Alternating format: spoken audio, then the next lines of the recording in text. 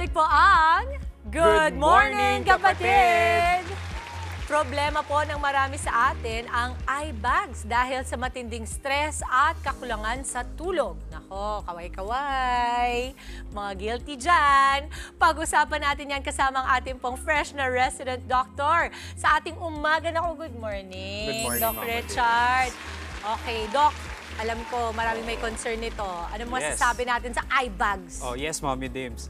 Concern talaga yan ng maraming tao, pero magagawan natin yan ng paraan. Pero bago yan, panoorin muna natin to.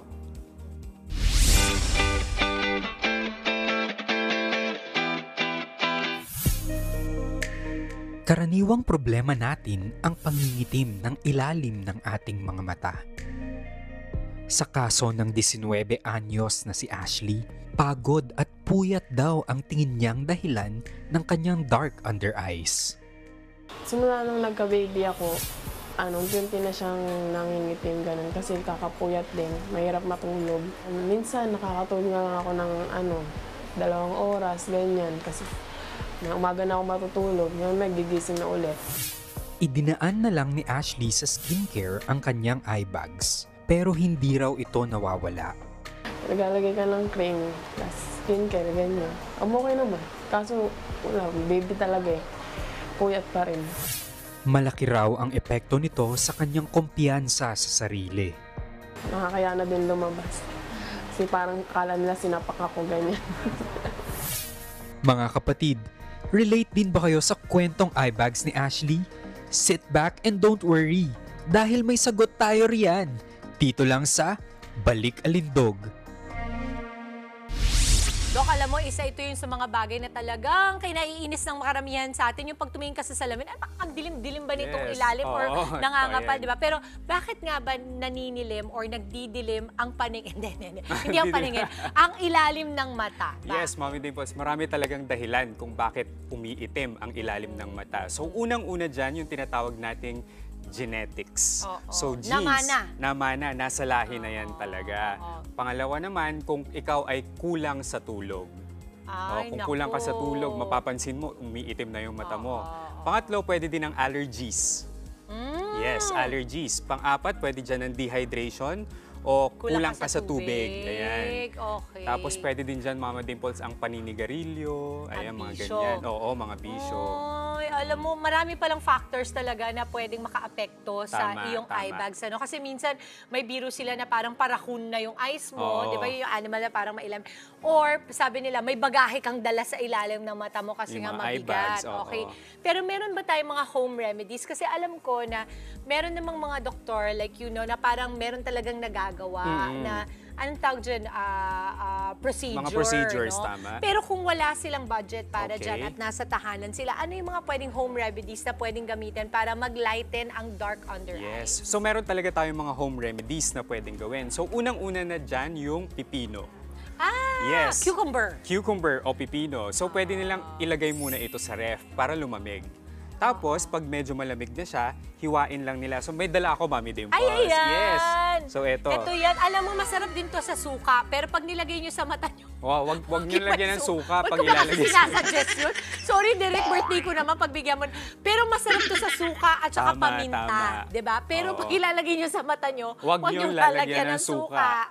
Kung ayaw nyong maiyak kayo. So, hindi ganito. Ilalagay nyo lang ng ganyan. Tapos, ibabad nyo mga 15 to 30 minutes. Tapos, gawin nyo po ito 3 to 4 times a week. Ayan, yun yung advice tapos, namin. Pag kinilagay mo, hindi mo na pwedeng kainin? Wag na. Wag na. Madumi na. Sayang naman. Tapos, yes, no? Mami Dimples, kung wala naman silang pipino, pwede din ang aloe vera gel. So, i-extract nyo lang yung gel sa aloe vera. Sa mismong plant? Yes, So, hindi diretso. yun kailangan hugasan? Wala naman hindi na kasi sa loob naman yun, Mama Dimples. Di ba para Tapos, sa hair din nilalagay? Para sa hair din yun. Pero pwede din yun sa under eyes, sa maiitim. So, pwede mong ilagay doon. Ayan, para mas mag-cool siya at saka pumuti. Okay, paano naman ginagamot daw, Doc, yung maitim na under eye? Okay, so paano gamutin ng maitim na under eyes? Meron tayong mga topical treatments o yung pinapahid gaya ng vitamin C, hyaluronic acid. Hyaluronic. Yes, Lagi kong hyaluronic naririnig acid. yan sa mga vloggers. For hydration. Pero may tamang paraan ng paglagay nito, Mama Dimples. May dala din ako. Ayan, sige. May dala tayo ngayon. Gawin natin so, yan. eto ang... Alam mo, Doc, level up today dahil birthday ko, may mga dala kang para props, So, eto ay vitamin C serum. Okay, lagay natin. So, isang patak lamang siya, ilalagay natin dito sa palasingsingan. Okay. Dito sa palasingsingan kasi mahina ito eh. Ito yung mahina sa atin. So, isang patak, ayan. Okay, pwede ka din maglagay. Tapos i-spread. Okay. Ay, naku, ang dami ko na. Isang patak lang yan, Mami Dimples. Isang patak? Yes. Naku, iba pala yun. Dishwashing liquid pala yun.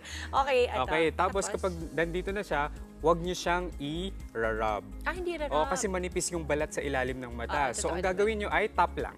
Okay, ganito lang. Yan, very good, Mama Dimples. Hindi, ako talaga, Doc, alam mo ba, dahil sa tao, puhunan natin ang balat natin, dapat talaga iniingatan yan. Yan, very good. Itatap lang natin. Pagkatapos yan, Mami Dimples, lagyan naman ng sunscreen. So, Sunscreen, ganun din. okay. Maliit lang, konti lang dito, patak lang. Tapos, ganun din. Ilagay mo sa na ilalim. sa ilalim ng mata. Pero pag nagsa-sunscreen ka, lalagay mo ba muna sa ilalim ng mata mo? Kasi syempre, kailangan maglagay ka rin for the rest of the face. Isama mo na rin yung buong mukha mo para ma-protectionan na rin siya. Alright, sige. Naku, Doc, maraming salamat. Sobrang nag-enjoy naman ako. At saka, ang saya na meron kang mga dala today. So again, this is hyaluronic. Vitamin C serum. Good for us. And also the cucumber. Maraming salamat, Doc Richard. At salamat sa iba po pang mga balik-alindog tips para sa amin.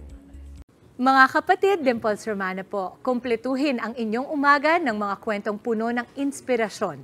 Salubungin po ang bawat araw ng may ngiti at pag-asa. Kaya't mag-subscribe na po at mag-follow na sa aming social media pages ng News 5.